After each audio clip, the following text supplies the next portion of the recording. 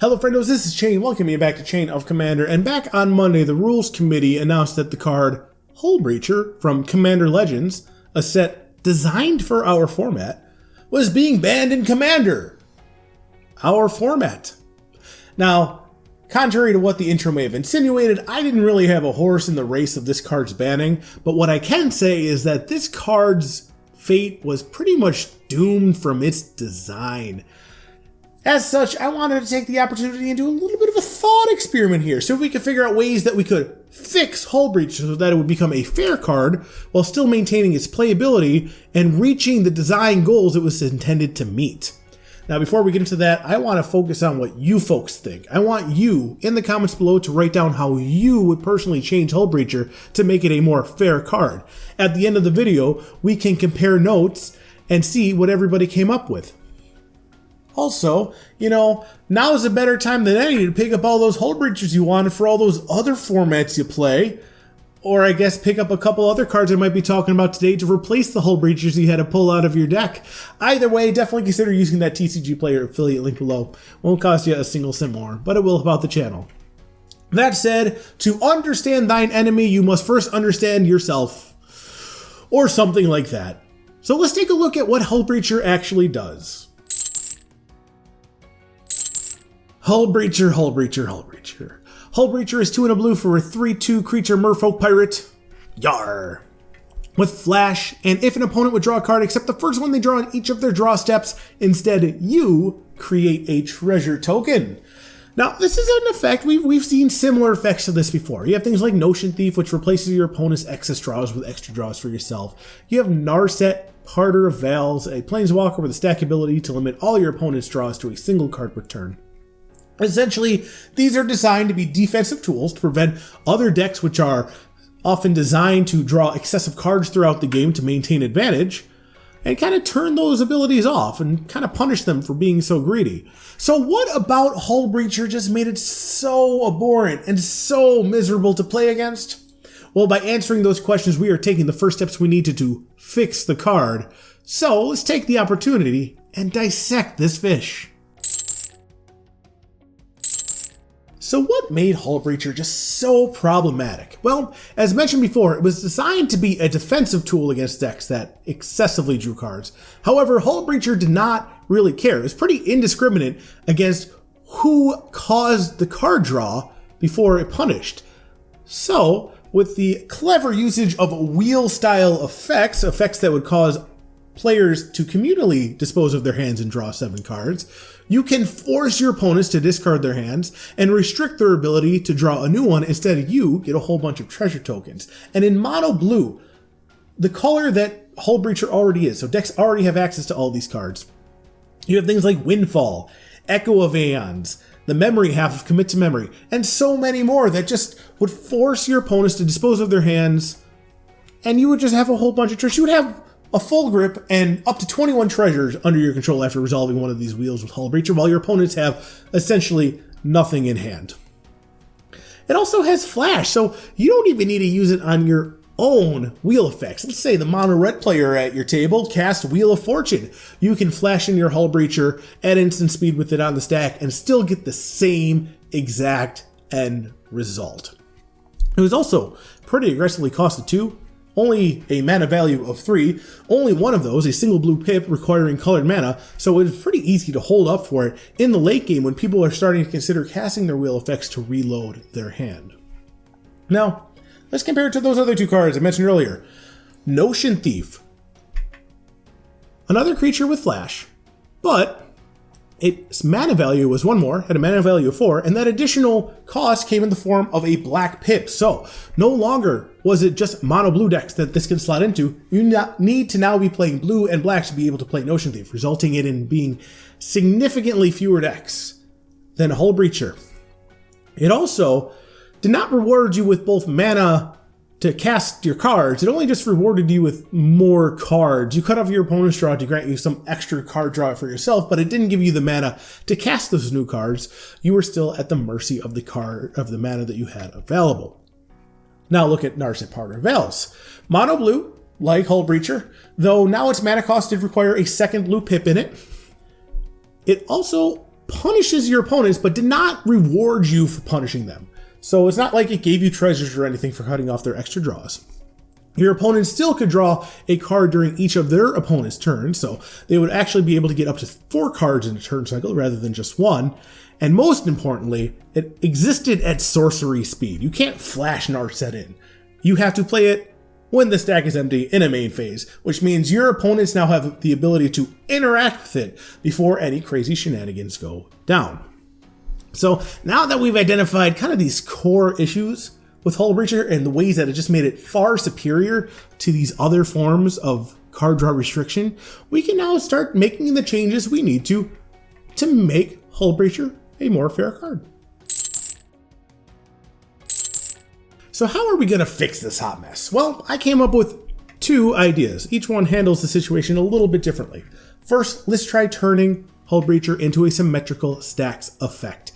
As it stands right now, Hullbreacher is very asymmetrical.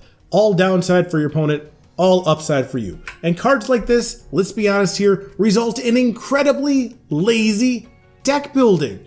If a card is all upside for you and downside for your opponents, nothing's stopping you from just shoving it into any deck that can play that color. Take, for example, Cyclonic Rift. This goes into so many blue decks because it's an asymmetrical effect that requires no deck building cost for you to just include it. Now, if Cyclonic Rift was symmetrical and affected your permanents as much as it affected your opponents, would it be as popular? Of course not. Would it still be powerful? I can't think of an instant speed board clear that isn't. It's a card that did not need to be asymmetrical in design, and I believe that Hullbreacher suffers from that same exact design flaw. As such, we're going to switch that first line from if an opponent were to draw a card to if a player were to draw a card. Suddenly, you need to weigh the pros and cons of this effect before you put the card in your deck. It might not be suited for every deck. In fact, it presents a really cool deck building challenge to try to design your deck in a way that can take advantage of this even restriction. For example, Rule of Law. This is a white card that says players can't cast more than 1 spell per turn. You most frequently see it in stack style decks because stack style decks do not frequently play more than 1 spell per turn anyways. As such, the value that it gets out of playing this card comes from the fact that they are restricting their opponent's play patterns significantly more than they are restricting themselves. Next, let's move on to the tokens. Originally, Hullbreacher both rewarded you for the same thing you were already punishing your opponents for anyways. Comparably, things like Smothering Tithe, while it rewarded you for having your opponents draw cards, you weren't punishing them. They still got their card draw. So why should we get the best of both worlds here? Now, we could just keep it so that we would get the tokens, but now suddenly you're turning Hullbreacher into more of a ramp tool, and I don't believe that's anywhere near what the card was designed for. So we can then change it so that nobody gets any sort of treasure tokens. It's just card draw restriction. But in that case, you now just have a mono blue version of Spirit of the Labyrinth, another white stacks piece, and what white doesn't need is other colors infringing on his stronger design spaces.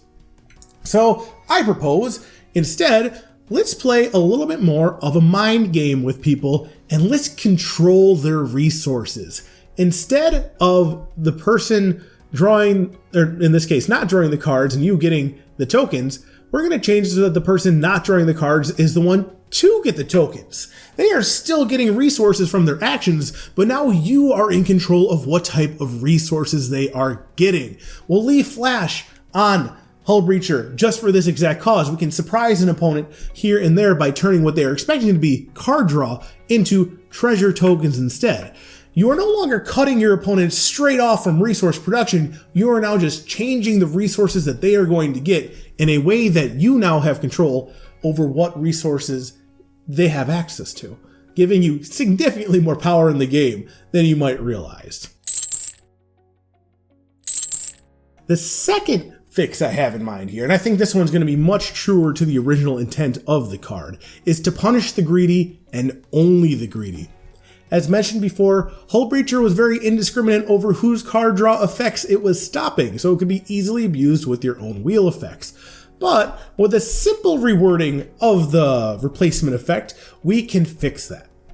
Instead of being if an opponent were to draw, We are now going to change that to if a spell or an ability an opponent controls would cause them, specifically the owner of the spell or ability, to draw a card beyond their first draw step.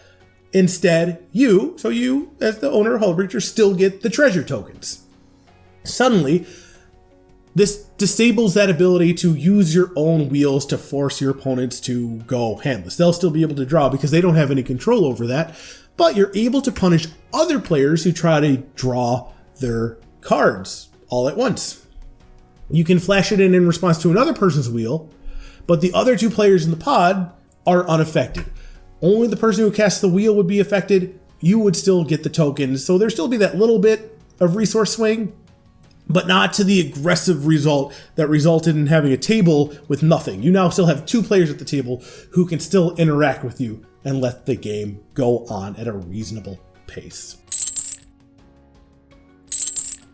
So we have the two results here. We got the symmetrical stack style effect that says if a player were to draw a card beyond their first card drawn in their draw step, instead that player creates a treasure token. I kind of like this one because this is the one that leads to more interesting deck building choices and design. And we also have Punish the Greedy, where if a spell or ability an opponent controls would cause that player to draw a card beyond their first card, instead you get a treasure token. I also kind of like this one because this one does not punish players for doing things outside of their control. And I want to hear from you, which one do you folks like more? Do you like A symmetrical effect, something wizards should be doing more designs of, or B, a card that punishes those that need to be punished but doesn't punish the other people? And how did either of them compare to how you would fix Hullbreacher? Definitely let me know in the comments below. Beyond that, thank you all for joining me today. An extra thank you to my patrons whose names should be in front of my face. If you want your name in front of my face in future videos, definitely head over to patreon.com/chainofcommander and sign up. Also, if you want to see more of me rambling about just random chit-chat on the Commander format, there should be a playlist right about, I want to say here, that you can click to watch other videos of mine. Beyond that, thank you all very much for joining me today, and I'll see you again in the future.